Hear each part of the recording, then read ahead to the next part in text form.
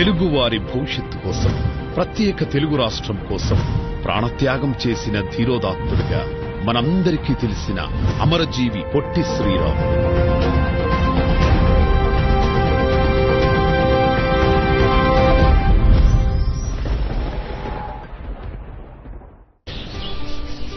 మద్రాసు ప్రెసిడెన్సీలోని నెల్లూరు జిల్లా పడమటిపల్లిలో 1901 మార్చి 16న గురవయ్య మహాలక్ష్మమ్మ దంపతులకు జన్మించారు. శ్రీరాములు గారి విద్యాభ్యాసం 20 ఏళ్ల పాటు నెల్లూరు జిల్లాలోనే కొనసాగింది. తర్వాత ముంబైలోని శానిటరీ ఇంజనీరింగ్ చదివారు. గ్రేట్ ఇండియన్ పెనిన్సులర్ రైల్వేలో నెలకు 250 రూపాయల జీతానికి చేరి దాదాపు 4 సంవత్సరాలు ఉద్యోగం చేశారు. అయితే 25 ఏళ్ల వయసులో శ్రీరాములు గారి మనస్సు భారత స్వాతంత్ర సమరం వైపు మళ్లింది. జాతీయోద్యమంలో పాల్గొనాలన్న ఏకైక దృఢ నిశ్చయంతో గాంధీజీ అనుచరుడిగా సబర్మతి ఆశ్రమంలో చేరారు. 1935లో గాంధీజీతో కలిసి ఉప్పు సత్యాగ్రహంలో పాల్గొన్నారు శ్రీరాములు. పోలీసు వారికి ఎదురు నిలిచి లాఠీ దెబ్బలు తిని విరోచితంగా పోరాడి జైలు శిక్ష కూడా అనుభవించారు. ఆ తర్వాత 1941-42 సంవత్సరాల్లో సత్యాగ్రహం, ఫిట్ ఇండియా ఉద్యమంలో పాల్గొన్న శ్రీరాములు గారు 3 సార్లు జైలు శిక్ష అనుభవించారు. మదరాసు ప్రెసిడెన్సీ పరిధిలోని దేవాలయాల్లో హరిజనులకు ప్రవేశం కల్పించాలంటూ 1946 నవంబర్ 25న ఆమరణ నిరాహార దీక్ష ప్రారంభించారు. హరిజనుల కోసం తాను చేపట్టిన ఆమరణ నిరాహార దీక్షను గాంధీ గారు విరమింపజేసినప్పటికీ నెల్లూరులో ఉంటూ హరిజనోద్ధరణ కోసం తన కృషిని కొనసాగించారు. అట్టల మీద నినాదాలు రాసి కాలికి చెప్పులు, గొడుగు లేకుండా మండుటెండలో తిరుగుతుండేవారు. ఆ సమయంలో 1947 ఆగస్టు 15 రోజున భారతదేశానికి స్వాతంత్ర్యం వచ్చింది.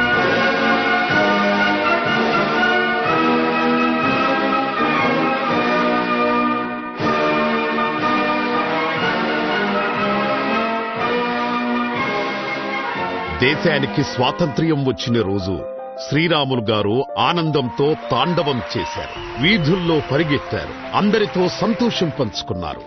ఆ తర్వాతే ఆయన జీవితం చారిత్రాత్మక మలుపు తీసుకుంది. స్వాతంత్ర్యం వచ్చిన తర్వాత కూడా మన తెలుగు వారికి ఏ గుర్తింపు రాకపోవడం. స్వాతంత్ర్యం వచ్చే నాటికి మన ఆంధ్ర రాష్ట్రం మద్రాసు ఉమ్మడి రాష్ట్రంలో కలిసి ఉండేది. తెలుగు వారిని మద్రాసీలు అని పిలిచేవారు. మద్రాసు నుండి విజయనగరం వరకు తెలుగు వారు ఉన్నప్పటికీ తెలుగు వారికి గుర్తింపు రాలేదు. 1952 నాటికి కూడా ఆంధ్ర వాళ్లంటే ఎవరికీ తెలియదు. అధికారం మొత్తం మద్రాసు వారి చేతిలోనే ఉండేది. తెలుగు వారిని బానిసలుగా చూసేవారు. పైగా తెలుగువారు ఆరంభశూరులు అని అవహేళన చేసేవారు. తెలుగు జాతికి జరుగుతున్న ఈ అన్యాయాన్ని, అవమానాలను తట్టుకోలేక స్వామి సీతారాంగా పిలువబడే గొల్లపూడి సీతారామ శాస్త్రి గారు ప్రత్యేక ఆంధ్ర రాష్ట్రం కోసం గుంటూరులో ఆమరణ నిరాహార దీక్ష ప్రారంభించారు. అయితే అప్పటి మద్రాసు రాష్ట్ర ముఖ్యమంత్రి రాజాజీ ప్రభుత్వం సీతారాం దీక్షను భగ్నం చేసి తెలుగువారి గుండెల్లో భయం నింపాలన్న ప్రయత్నం చేసింది. నాటి విధ్వంసం చూసి పొట్టి శ్రీరాములు గారి గుండె రగిలింది.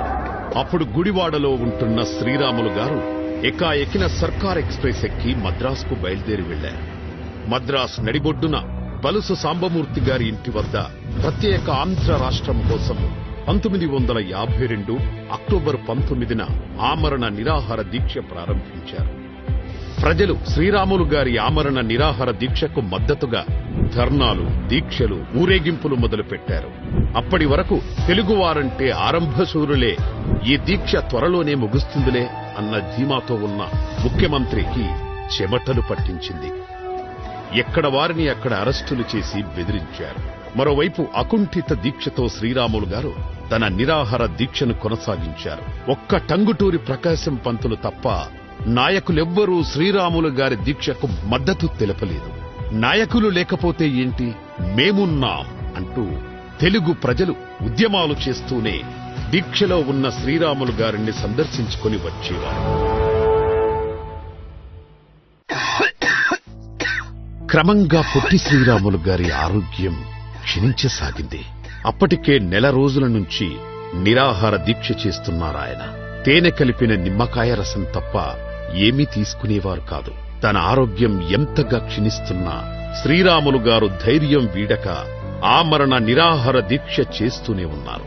అటూ ఇటూ తిరుగుతూ అతి తక్కువగా మాట్లాడుతూ తన ఆరోగ్యానికి ఎటువంటి ఢోకా లేదని, ఎవరూ అల్లర్లు హింసకు పాల్పడకుండా శాంతియుతంగా ఉండాలని ప్రజలకు ఉత్తరాలు రాస్తుండేవారు. కాని వాస్తవానికి శ్రీరాములు గారి ఆరోగ్య పరిస్థితి ఘోరంగా దిగజారిపోయింది. ఆహారం లేక, నీరు కూడా తాగలేక తీవ్ర అనారోగ్యానికి గురయ్యారు శ్రీరాములు గారు. డాక్టర్లు గ్లూకోజ్ ఎక్కిస్తామన్నా కూడా గట్టిగా వ్యతిరేకించి, నా ప్రాణం నిలబడడం కన్నా నా తెలుగు జాతి ఆత్మగౌరవం నిలబడమే నాకు ముఖ్యం అని తన దీక్షను కొనసాగించారు. 1952 డిసెంబర్ నెల నిరాహార దీక్షకు 50 రోజులు దాటాయి. పూర్తిగా లేవలేని, మాట్లాడలేని స్థితికి చేరుకున్నారు శ్రీరాములు గారు. బరువు పూర్తిగా తగ్గిపోయి 15.8 కేజీలకొచ్చారు. దీక్ష చేయడం వలన పేగులో పుండ్లు పడి నోటు నుంచి పురుగులు బయటకొచ్చేవి.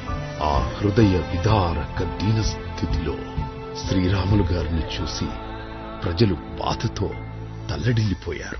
1952 డిసెంబర్ 15 అప్పటికి శ్రీరాములు గారి ఆమరణ నిరాహార దీక్షకు 58 రోజులు.